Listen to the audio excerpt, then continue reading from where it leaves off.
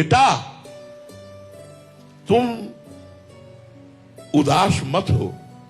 मैं अपने तप और भजन के प्रताप से जिस परमधाम परब्रह्म परमात्मा को प्राप्त करने जा रहा हूं, मैं आशीर्वाद देता हूं, वही परब्रह्म परमात्मा स्वयं चल कर आएगा और तुम्हें यहां साक्षात्कार कराएगा।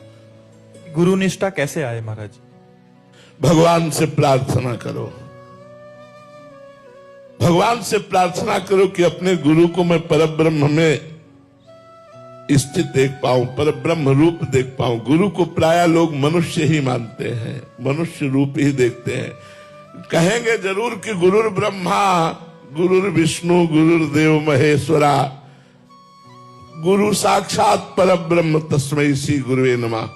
लेकिन परब्रह्म में निर्दोष दृष्टि होती है, अपने गुरु में दोष दृष्टि ना रहे और परब्रह्म बुद्धि